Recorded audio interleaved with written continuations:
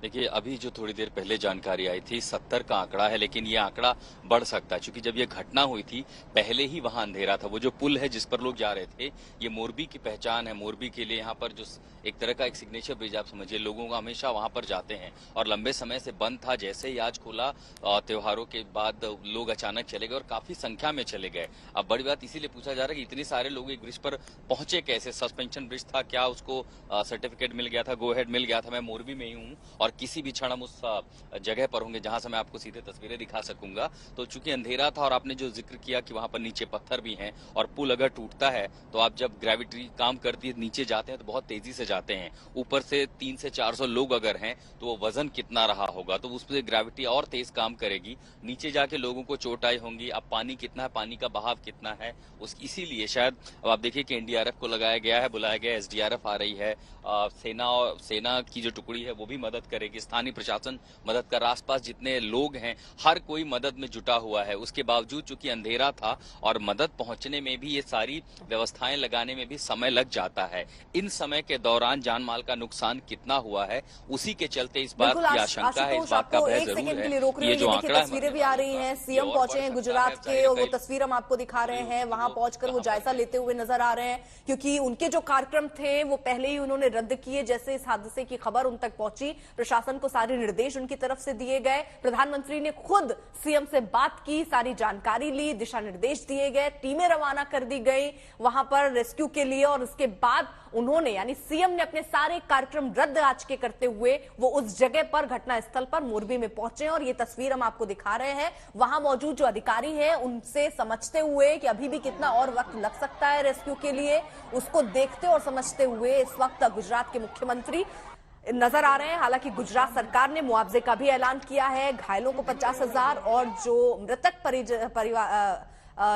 परिजन है, मतलब मृतक लोगों के जो परिजन हैं उनको 4 लाख रुपए मुआवजे की घोषणा भी यहां पर गुजरात सरकार की तरफ से कर दी गई है। और प्रधानमंत्री नरेंद्र मोदी की तरफ से भी घायलों को 50,000 और उसके अलावा जो मृतक परिवार के लोग हैं उनको 2 लाख रुपए मुआवजे की बात कर दी गई। लेकिन ये सिर्फ मुआवजे तक सीमित नहीं, मुझे लगता है कि जिम्मेदारी यहां तय होनी चाहिए। किसकी लापरवाही की वजह से इतना बड़ा हादसा हो जाता है कि 77 लोग, आशुतोष, अपनी जान गंवा देते हैं।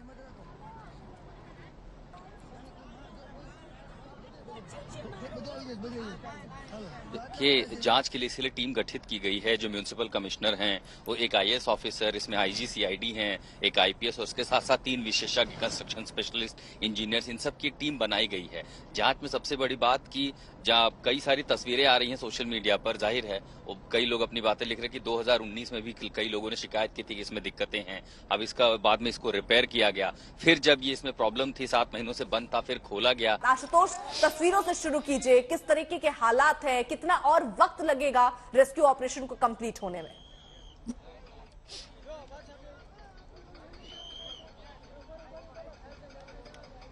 देखिए, ऐसे जब हादसे होते हैं अर्पिता, और आप उनको नजदीक से देखते हैं तो रोंगटे खड़े हो जाते हैं।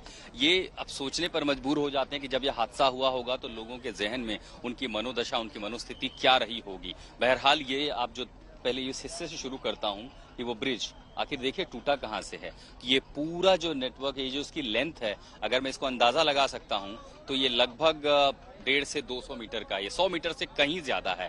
अब ये 100 मीटर लंबा पूरा पुल जिस पर लोग खड़े होंगे, इसीलिए वो संख्या 400 से 500 लोगों की आ पाई इस पुल पे। कम होती लंबाई तो इतने लोग नहीं आ पाते। अब 400 से 400 लोगों की बात जो कही जा रही है अगर इस पर थे, वो इसी वजह से क्योंकि इस पुल की लंबाई बहुत ज्यादा थी। अब अगर ये पूरा हिस्सा टूटता है तो सबसे पहले अगर उस कोने से शुरू करता हूं जहां पुल का पहला हिस्सा है, वहां से अगर आते ही हिस्सा टूटता है तो लगभग 30 से 40 मीटर ऐसी जगह पड़ती है जहां पहले पानी नहीं है, या फिर अगर है तो बहुत छिछला है, बहुत कम है। यानी ऐसे हिस्सों पर आप देखिए कि अगर यहां लगेगा तो चोट लग सकती है। यानी नीचे पत्थर है, मिट्टी है, तो आप समझिए कि यहां पर चोट लगने की स्थिति है। अब इसी वजह से जो घायलों की संख्या है वो बड़ी है। फिलहाल अगर आप उस जगह पर देख पा रहे हो तो वहां पर ऑपरेशन चलाया जा रहा है। छिछले इलाकों में भी आसपास खोज करने की कोशिश की जा रही है। ये वही जगह है जहां पर इस समय मुख्यमंत्री भूपेंद्र पटेल भी मौजूद हैं, उनके साथ गृह राज्य मंत्री भी मौजूद है। और ये तमाम जो आप देखिए एसडीआरएफ एनडीआरएफ के जो अधिकारी वो पहुंचे हैं, सेना की भी टुकड़ियां पहुंच रही हैं,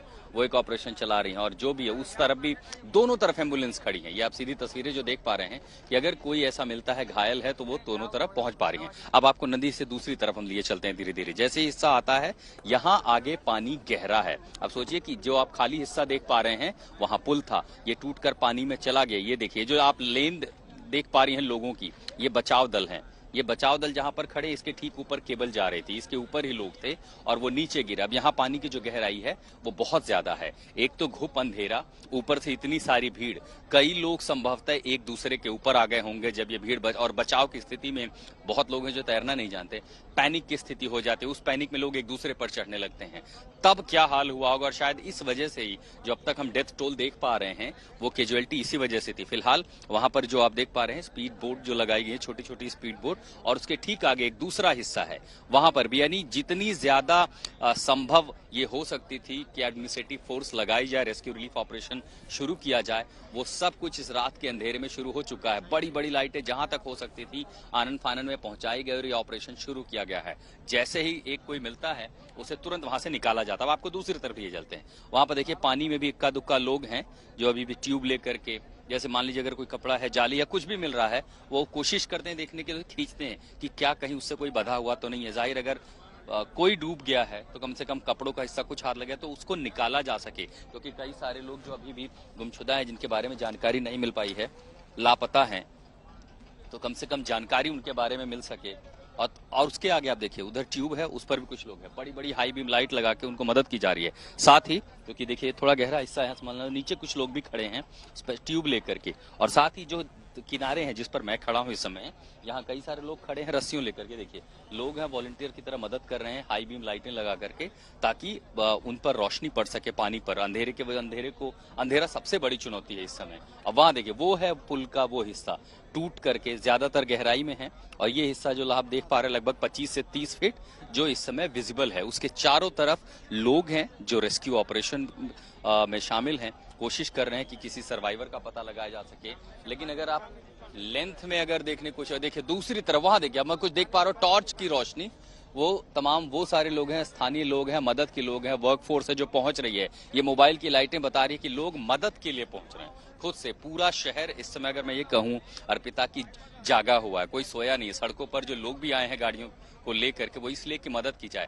हालांकि ये अगर व्यवस्थित नहीं हुआ तो ये दिक्कत भी हो सकती है रेस्क्यू रिलीफ ऑपरेशन में, क्योंकि अगर सड़कों पर ज्यादा लोग होंगे तो एम्बुलेंस को आने जाने में दिक्कतें हो सकती हैं। लेकिन फिलहाल ज्यादातर ट्रैफिक पुलिस हो, स्थानीय पुलिस हो, वॉलंटियर्स हो, वो हर कोई अलग अलग संगठनों के लोग मदद कर रहे हैं। अब कोशिश की जा रही है कि पहले तो यहाँ का पानी कम हो, अब ये कैसे कम होगा ये अपने आप में चुनौती है, लेकिन जितनी संभव है। बहुत सारे लोग देखिए मदद करने को अपनी बात कहना चाहते हैं, किस तरह की मदद कर रहे हैं आप लोग?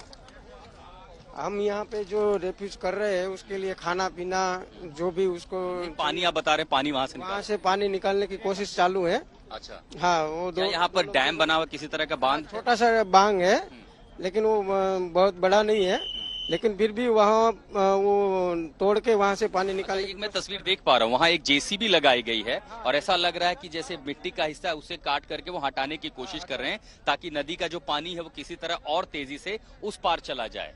तो ये मच्छू नदी कहते हैं इसको। मच्छू नदी। और इसकी ये जो है लगभग कितना गहरा होगा बीच? ये होगा सर 20 से 24 फुट ऊंचाई है उसकी। अच्छा, आप लोग थे यहाँ पर जब ब्रिज शुरू हुआ था? लोग आए थे यहाँ पे देखने? नहीं, मैं नहीं था, लेकिन ये भाई आप थे यहाँ पे जब ब्रिज पर आए थे लोग? नहीं, तो उस टाइम तो नहीं था, लेकिन समझो ना आप, मैं यहाँ 7:15 बजे के आसपास पहुँच गया था। तब उस समय आपको कुछ लोग दिख रहे थे यहाँ पे? नहीं, तब तक तो जो यहाँ बीच में रह गए थे ना वो सब लोग निकल गए थे, सिर्फ अंदर जो घुस गए ना वही थे। बाद में तो वो तरवे लोग सब आ गए थे। तो तुरंत कितने लोगों को देखा होगा आपने पानी में?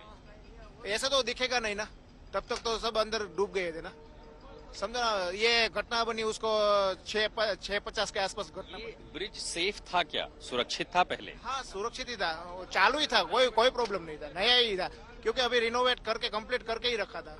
ऐसा कोई पुल आज पहला दिन? नहीं, ऐसा नहीं था। लास्ट 6-7 दिन से ये दीपावली की छुट्टी से चालू ही शुरू कर चालू। देखिए बहुत सारे लोग आए हैं मदद के लिए, देखिए खाना वाना भी लेकर के आए हैं। इतनी बड़ी वर्कफोर्स यहाँ काम कर रही है, एम्बुलेंस के लोग हैं, पुलिस कर्मी हैं, सिविल डिफेंस है, तमाम सारे लोग ये इसीलिए आए हैं कि कम से कम किसी भी तरह से इस पूरे ऑपरेशन को लगातार चलाया जा सके, ये रुके ना। नदी के दूसरे किनारों पर मैं देख रहा हूँ बड़ी संख्या में मोबाइल की लाइट लेकर के कुछ लोग आ जा रहे हैं। हालांकि ये नहीं पता ये सिविलियंस हैं या फिर रेस्क्यू टीम से जुड़े हुए लोग हैं, लेकिन कोशिश दरअसल ये हो रही है कि सिर्फ एक किनारा ही नहीं, वो सबसे व्यस्ततम किनारा होगा, क्योंकि उसी तरफ अस्पताल भी है। तो कोशिश ये है कि जैसे अगर कोई पाया जाता है सुरक्षित जिंदा पाया जाता है, घायल है, तो उसे तुरंत वहां से निकाला जा सके। और इस रास्ते से जहां पर आप ज्यादा बीम्स देख रहे हैं, ज्यादा लाइटें देख पा रहे हैं, उस तरफ किनारे है और वहीं से पीछे एम्बुलेंस की फोर्स खड़ी और सबसे ज्यादा संख्या में स्थानीय भी हैं, पुलिस के लोग हैं, रेस्क्यू टीम के लोग हैं। अब बीच में हम जो देख पा रहे हैं, ये एक मुझे 2 लाल बोट और एक नीली ट्यूब बोट दिखाई पड़ रही है। वो उस हिस्से पर ज्यादा फोकस करे क्योंकि गहराई वहीं पर ज्यादा है और उसके आगे कुछ गोताखोर भी हैं।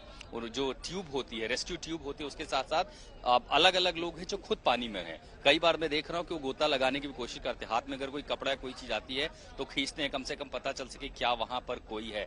यही सबसे बड़ी मुश्किल है। ठंडा पानी, रात का अंधेरा घुप और पानी में किस तरह के खतरे होते हैं, इससे हम आप बिल्कुल वाकिफ हैं। लेकिन उसके बावजूद ये लोग इस समय देवदूत बने हुए हैं और अगर कोई भी जिंदगी बचाई जा सके तो इससे अच्छा क्या हो सकता है। खासकर जब आप ऐसी कोई त्रासदी देखते हैं, ऐसी कोई आपदा देखते हैं, ये किसी आपदा से कम नहीं है। हाल फिलहाल के दिनों में इतनी बड़ी घटना नहीं हुई और इसीलिए पूरा देश सदमे में, हर कोई दुआ कर रहा है कि जो भी संभव है घायल उनको बचाया जा सके।